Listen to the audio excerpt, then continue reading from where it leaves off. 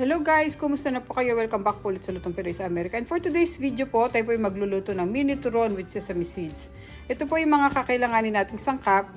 Meron po kasi ako ditong hinog na saging saba.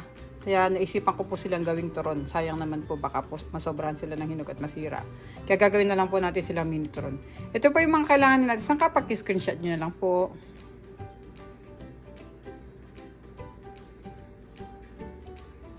Ayan. Sa mga bago po sa aming channel, sana mag-subscribe po kasi Lutong Pinoy sa Amerika at pag-check nyo po yung other videos namin. Umpisahan na po natin ang pagluluto ng ating mini turon with a twist or with sesame seeds. Okay? Salamat po. Kumuha tayo dito ng cutting board. Dito natin gagawin yung ating mga mini turon.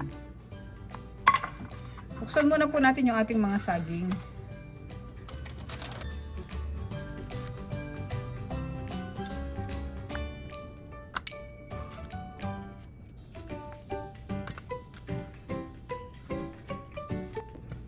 Hiwain natin sila sa apat.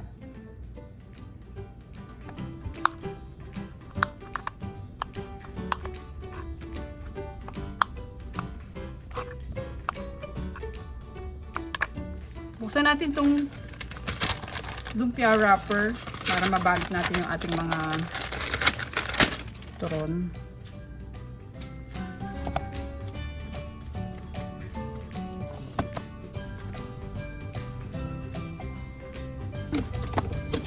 Ikat ko itong ating lumpia wrapper sa dalawa kasi masyadong malaki.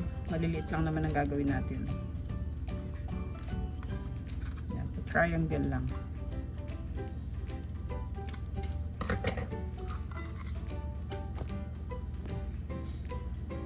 Kuha tayo ng isang lumpia wrapper.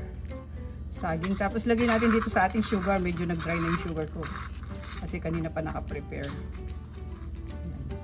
Konti lang yung brown sugar nilagay natin kasi lalagyan pa natin mamaya ng asukal. Tapos maglagay tayo nitong langka. Meron ako mga langka dito kaya lang malipis lang ang hiwa niya. Tapos babalutin natin.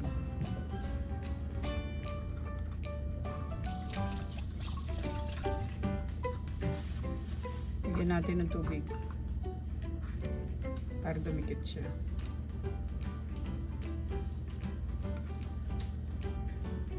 Kuha pa tayo na isa.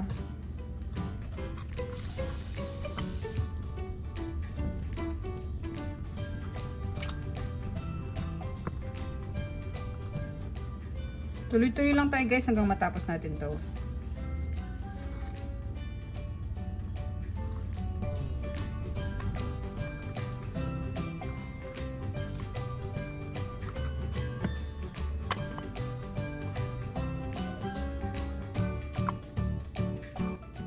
Ito guys, tapos na natin yung ating mga mini turon. Pwede na natin silang prituhin.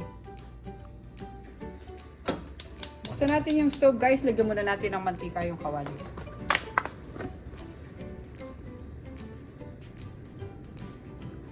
Yan. Tayo natin siya uminit. Okay, maglagay na tayo. Mainit na yung mantika.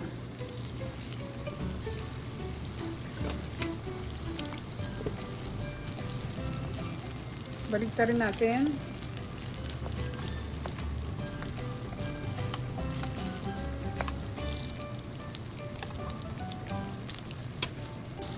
Ngayon guys, okay na sila. Lagay natin dyan sa ating paper towel.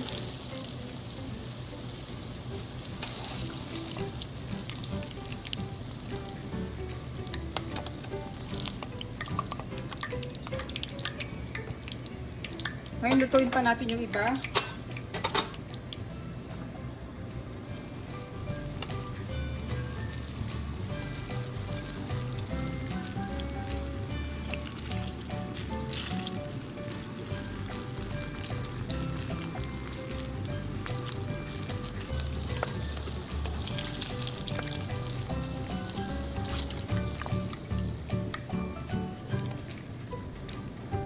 Ito guys, tapos na yung ating mini turon. Gagawin na natin yung ating caramel sauce. Nagpalit lang tayo ng kawali. Dito natin lulutuin yung ating caramel sauce. So, pinapainit ko na siya ngayon. Lalagay ko yung ating butter. 1 tablespoon lang na butter lalagay natin. Kasi konti lang naman lulutuin natin yan.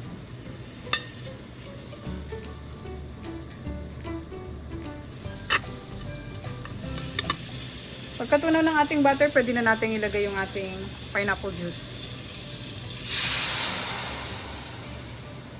Tapos sunod ko na kagad yung ating brown sugar para matunaw na kagad.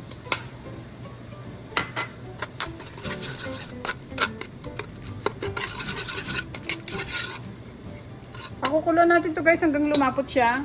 Habang hinintay natin kumulo, pwede natin lagyan ng banana essence. Meron ako ditong McCormick. Pampabango lang. Yan. Tapos lagyan ko rin siya ng ating cinnamon powder. Konting cinnamon powder.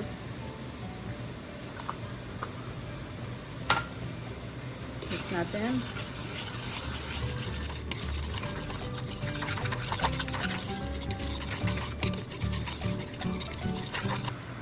Yan, nagka-caramelize na siya. Pwede na natin siya lagyan ng konting sesame seeds. Konti muna ilalagay natin yung iba pang toppings natin. Tapos ibubuhos na natin tong ating mga saging. Yan o, malapot na siya o. Bawasan nyo na lang yung inyong tansyahin nyo yung inyong cinnamon powder. Sa akin, napadami pala. Lagay natin yung ating piniritong saging. Tapos haluin natin.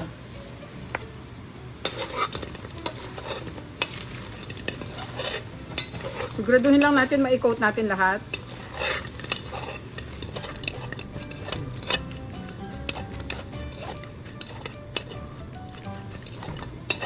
So ngayon guys, pwede na natin patayin yung ating stove at ilipat na natin sila sa ating serving plate.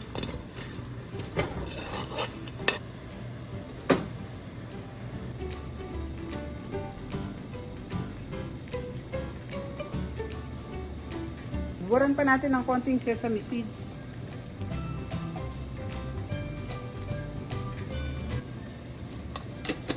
Okay guys, ito na po ang ating dessert for today. Ang ating mini turon with sesame seeds. Yan. Napakasarap po niyan guys. Subukan nyo po. Sigurado magugustuhan ng family nyo. Hindi lang siya puro pinirito at nilagyan ng asukal. May mga twist pa tayong ginawa. Maraming salamat po guys sa panonood sa aming recipe for today. Sana po nag-enjoy kayo sa ating nilutong mini turon with langka and sesame seeds. Ito po guys. Merienda na po tayo.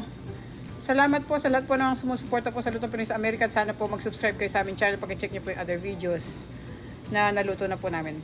Salamat po guys. Ingat po tayong lahat. God bless po. Ito na po ang ating recipe for today. Kain na po tayo. Salamat po sa Diyos sa panibagong araw.